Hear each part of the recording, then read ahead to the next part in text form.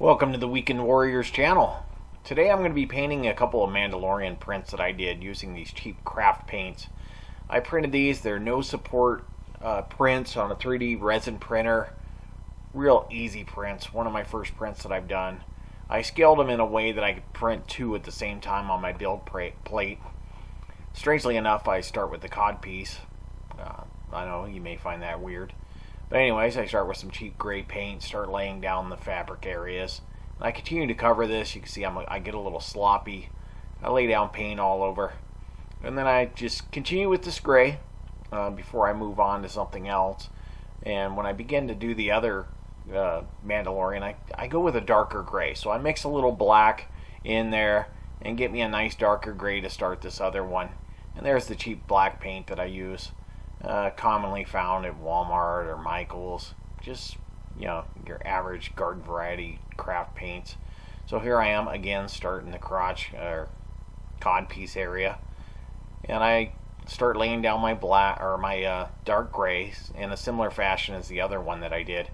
So real sloppily, I figure I can go over and I can cover when I hit the armor and the other pieces. And I just want to get it in there in all the grooves and all the nooks and crannies that you're going to find in this little print here. You can see they're very nice prints. They're very cool. I end up taking one to work and setting it on my shelf at work in my cubicle. These I just, I printed them for fun. I'm a fan of the show. The show is great. If you haven't seen it, well done. And so I continue to lay this gray on here until I begin with the next color. I'm getting all in these little nooks, and that's one thing about this print is because it is supportless. Some of the pieces you can see where like inside the arms they actually rest against the cape of the back, so you really got to get in there and get some coverage. It's a little difficult. You can see I'm using a real lousy brush. It has the bristles kind of everywhere on it. Probably great for dry brushing, which I do at the end. Yeah, do. And I continue to add more colors. I move on to a silver for some of the armor here, and eventually I'll go over that with like a bronze color. So I start with the silver. I start laying down a nice base coat. You can see it's not perfect, it's kind of runny. With some of these paints, because they're wet, they take a few extra coats.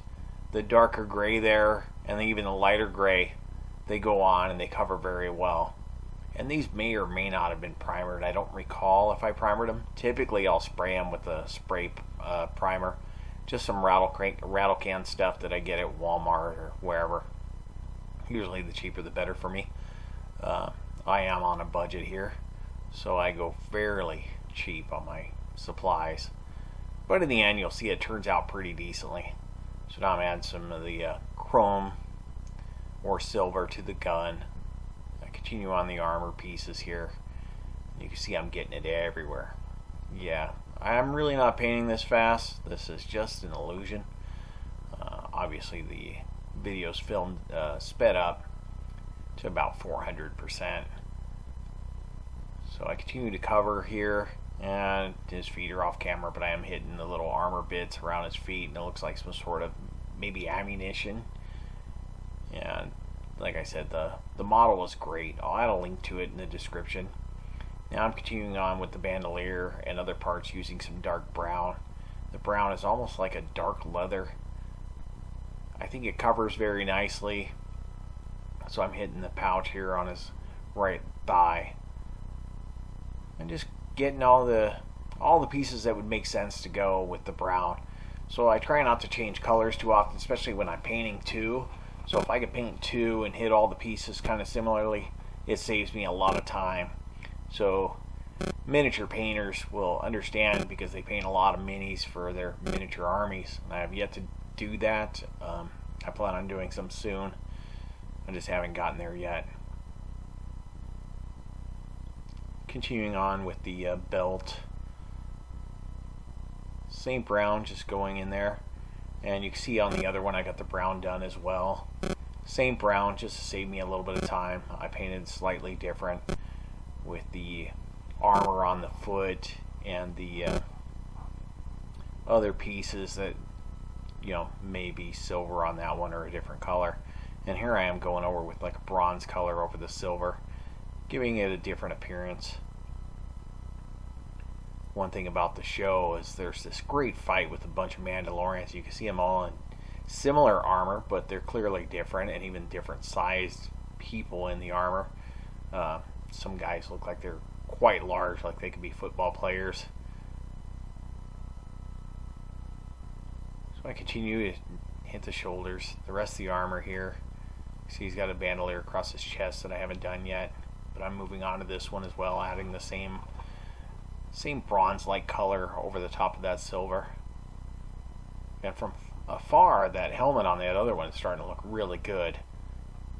Clearly there's a lot more to do, but it's coming out pretty decently.